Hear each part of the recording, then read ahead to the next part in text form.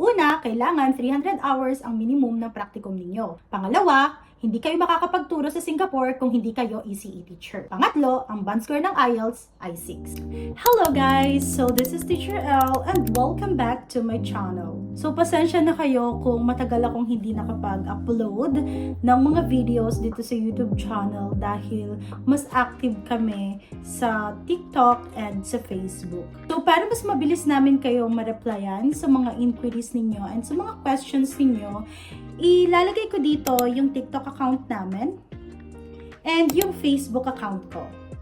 So, in this video, magsasagot tayo ng ilang mga katanungan na natatanggap ko dito sa YouTube. But before that, before we start guys, bigyan ko lang kayo ng konting background doon sa mga comments and sa mga questions na natatanggap ko. So, on my previous video is all about the requirements ng isang early childhood teacher na magtuturo sa Singapore. And marami akong mga questions na natanggap about that. So first question is about sa practicum. Dahil ang minimum hours na hinahanap ni Singapore is 300 hours. And ang tanong niya is, paano daw kung 180 hours lang daw yung practicum niya? So wag kayong mag-alala dahil hindi kayo nag-iisa. So guys, ako, ang practicum hours ko lang is 180 hours lang din. Pero, nag-request ako sa school namin na kung pwede dagdagan yung hours ng practicum ko at gawing 300 hours. Pero syempre, hindi siya yung hinulaan lang ng school. Pinadagdag ko yung field study 1, 2, 3, and 4. Kaya, nagkaroon ako ng 300 hours. So, kayo, kung meron lang kayong 180 hours sa practicum ninyo, try to communicate your university, your college, or your school na baka pwedeng idagdag yung field study para maging 300 hours. Dahil mahigpit po si Singapore, ang kailangan po talaga nilang hours is 300. Pangalawang tanong, pwede daw ba siya magturo kung Gen Ed ang tinapos niya?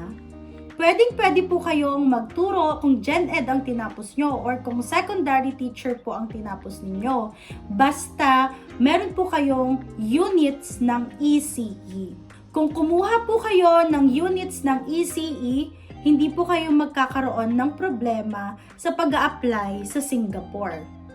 Pero po, kung kayo po ay secondary teacher or Gen Ed teacher tapos wala kayong any units ng ECE, ngayon pa lang po, sinasabi ko na hindi po kayo tatanggapin ng Singapore. Unless, ang hinahanap po nila is secondary teacher.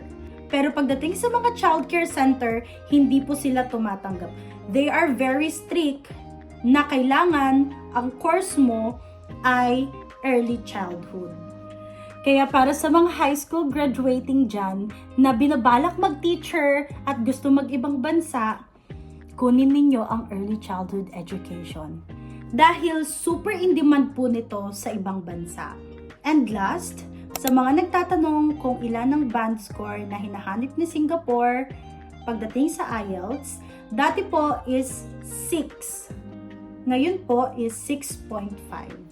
So, yun lang guys. I hope nakatulong itong information na ito para makapag-prepare kayo ng mga requirements na gagamitin ninyo para makapag-apply sa Singapore. So, yun lang. Bye-bye!